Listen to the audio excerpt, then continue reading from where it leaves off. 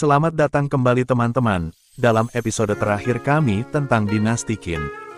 Pada dua bagian sebelumnya, kita telah membahas masa awal, pencapaian, dan kebijakan dinasti Qin.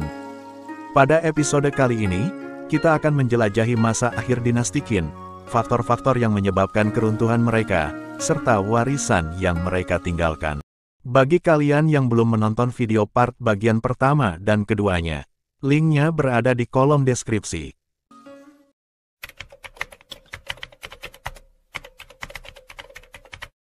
Meskipun dinasti Qin memiliki prestasi yang mengesankan, mereka juga menghadapi beberapa masalah internal yang berkontribusi pada keruntuhan mereka. Salah satu masalah utama adalah korupsi di dalam pemerintahan, dengan pejabat-pejabat yang memperkaya diri sendiri dan melanggar hukum.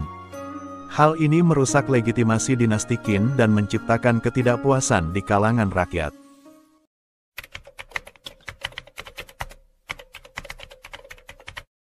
Ketidakpuasan rakyat mencapai titik puncaknya ketika Qin Shi Huang meninggal dunia. Pemerintahan yang lemah dari pewaris-pewaris Qin Shi Huang memicu pemberontakan dan perang saudara di seluruh negeri.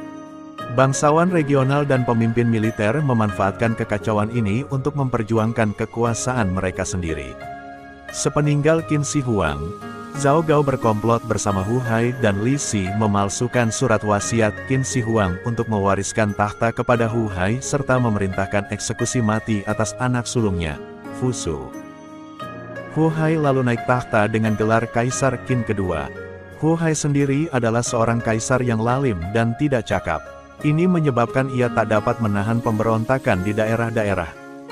Bulan Juli tahun 209 sebelum Masehi, dua pejabat kekaisaran, Chen Sheng dan Wu Guang memberontak.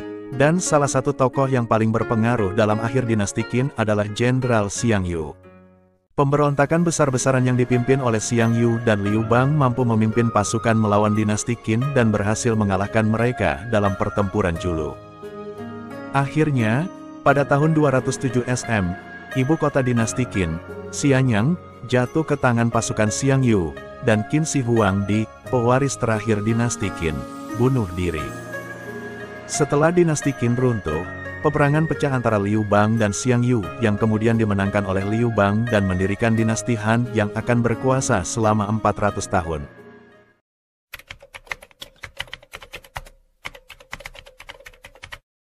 Meskipun dinasti Qin berumur pendek, warisan mereka tetap terasa dalam sejarah Tiongkok. Salah satu warisan terbesar mereka adalah penyatuan Tiongkok menjadi sebuah negara tunggal. Fondasi yang mereka ciptakan menjadi landasan untuk kekaisaran-kekaisaran yang akan datang di Tiongkok. Selain itu, dinasti Qin juga memberikan kontribusi signifikan dalam bidang administrasi, standarisasi, dan infrastruktur. Sistem administrasi yang efisien, pengenalan standar bahasa dan ukuran, serta pembangunan jaringan jalan dan kanal, semuanya membantu memperkuat Tiongkok sebagai negara yang terpadu dan maju.